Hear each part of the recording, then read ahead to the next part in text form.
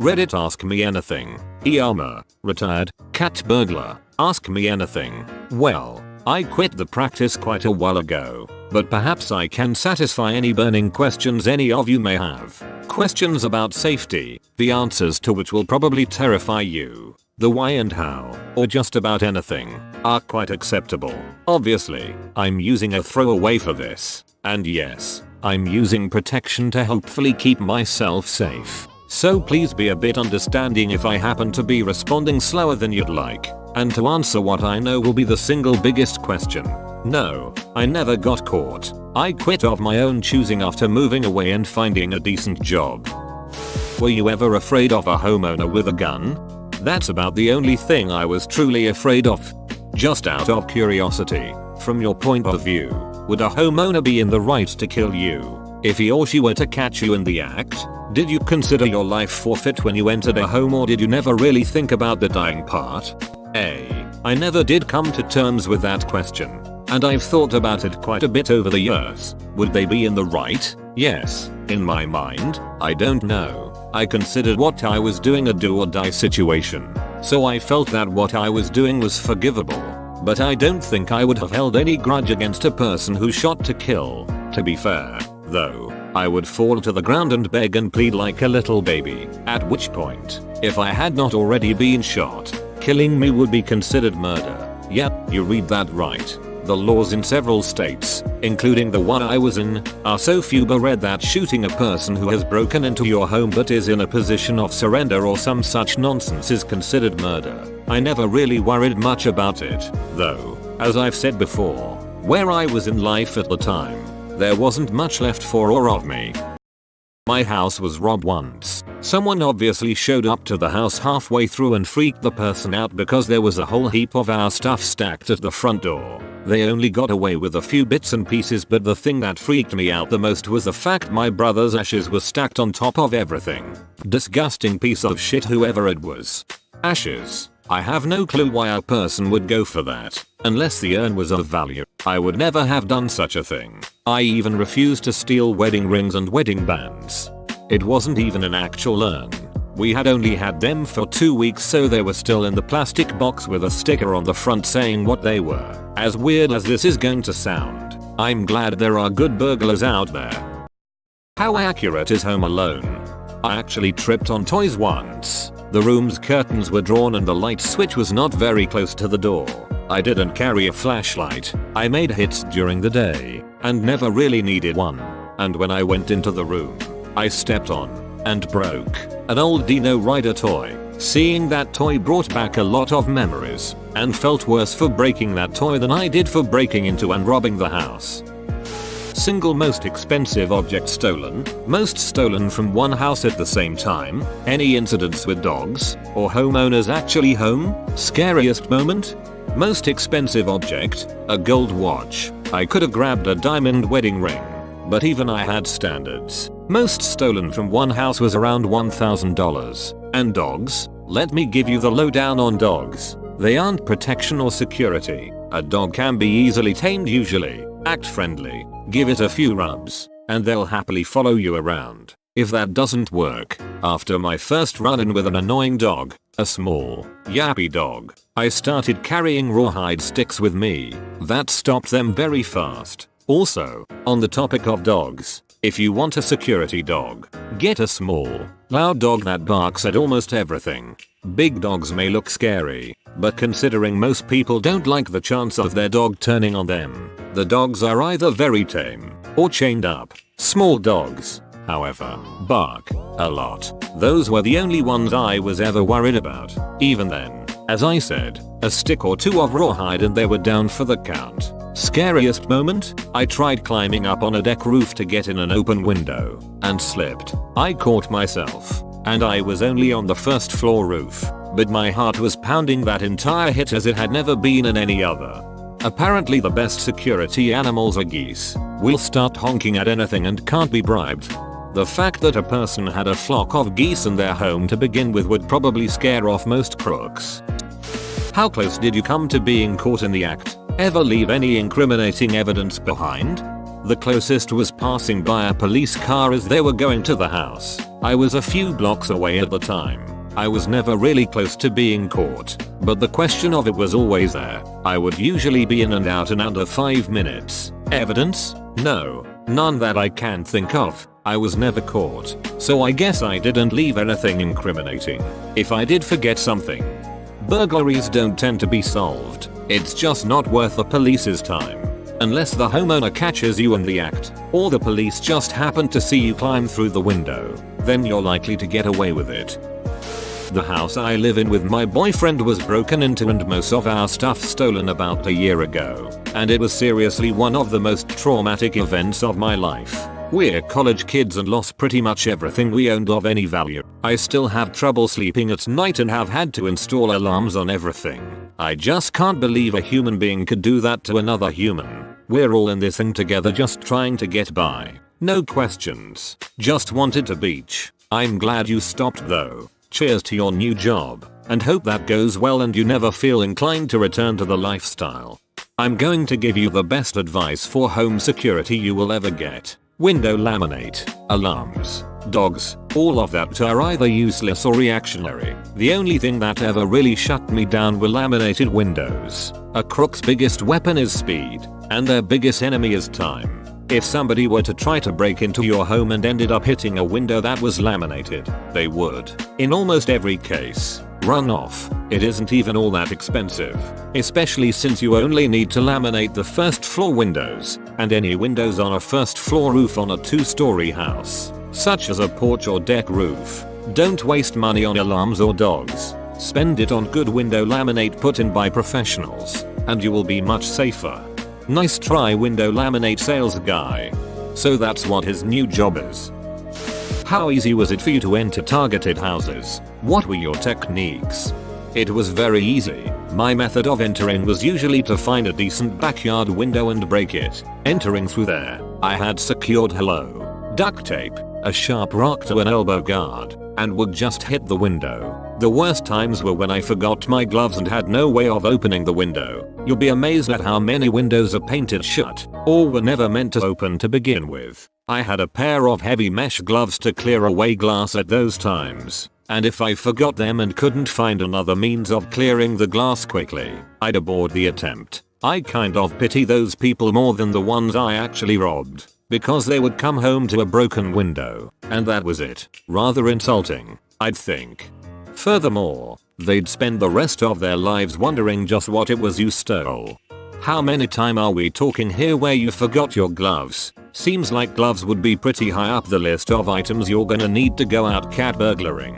Not many. Over the year and a half I was active, I think it only happened twice. Biggest haul or weirdest thing you saw stolen in a house? X. The weirdest thing I ever saw was somebody who apparently collected those wooden Indian statues from outside cigar shops. They had more than I cared to count. I cannot tell you how creepy it is to be in a house with those things lurking in the shadows, staring at you.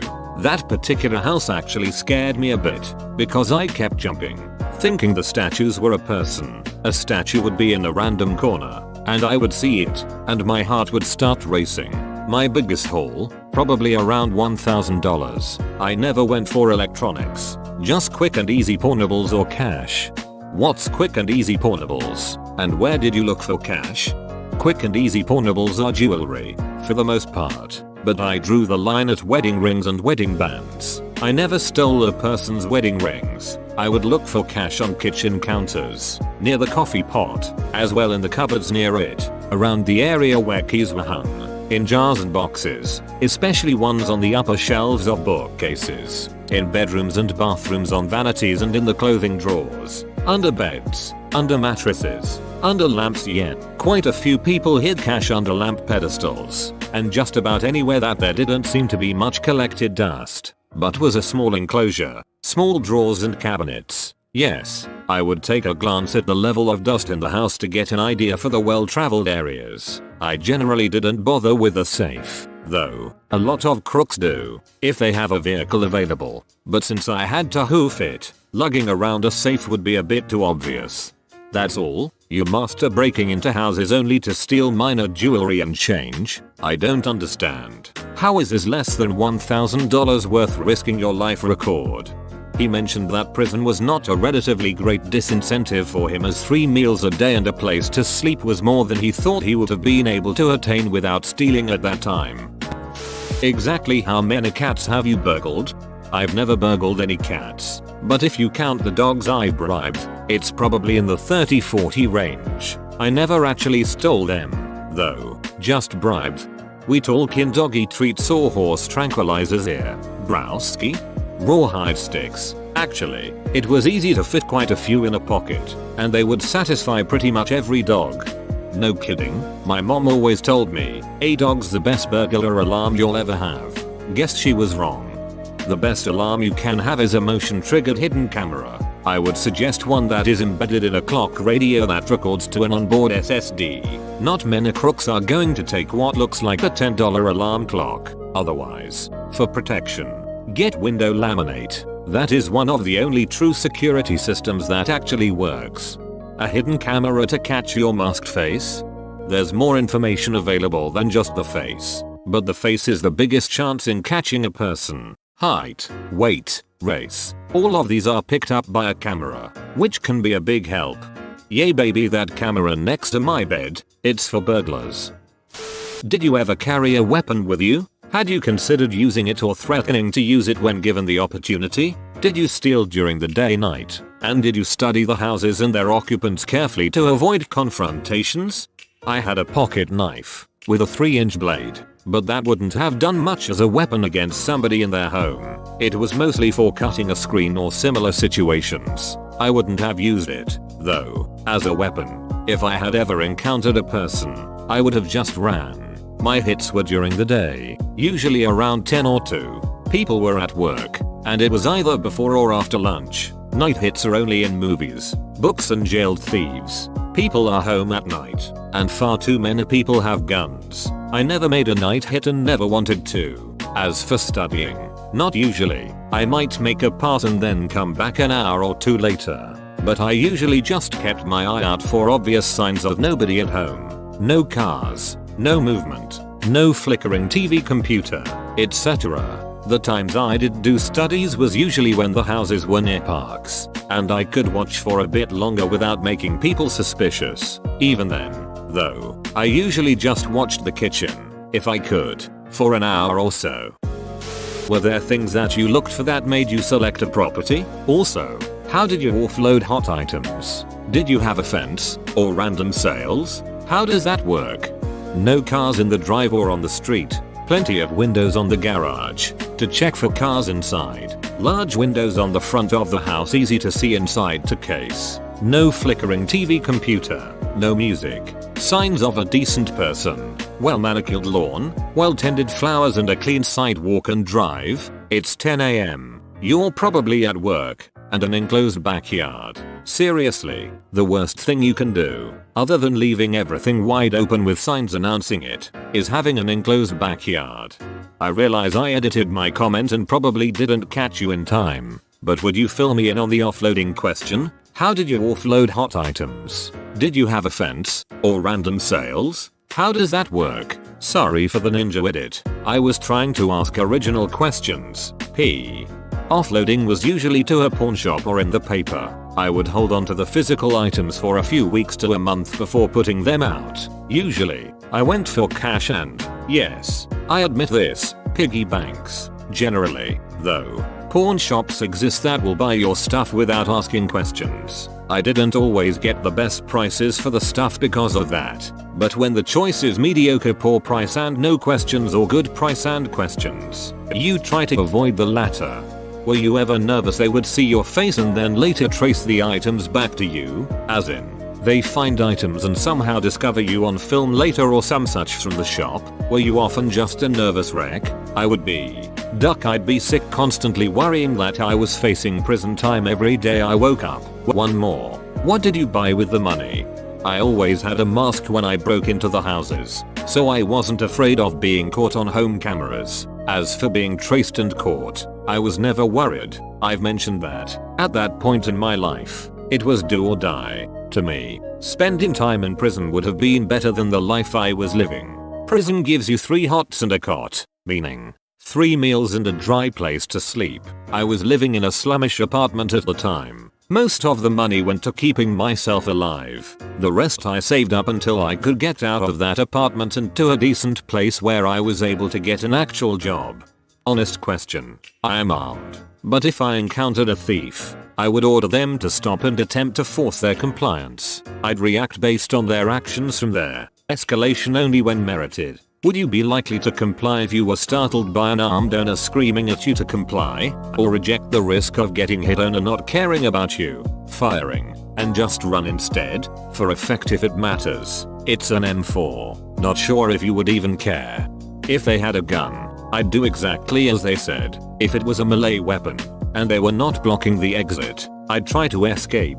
Any type of firearm would turn me into a blubbering wreck, though. But do not think this answer goes for everybody. Plenty of crooks will try to escape or defend themselves. If you catch a person breaking into your home, and you have a gun, shoot twice to kill. Do not attempt to apprehend them or stop them if you do not intend to kill them. If you want to do that, just hide and call the police. If you are going to confront somebody who has broken into your home, you do so with only one conviction. One of us is leaving this house dead. Any other reaction to a confrontation is a fool's gambit. Whoa, you made it to the end? You're a ducking beast. Thanks for watching, mate. Make sure to smash that like button and subscribe for more high quality content.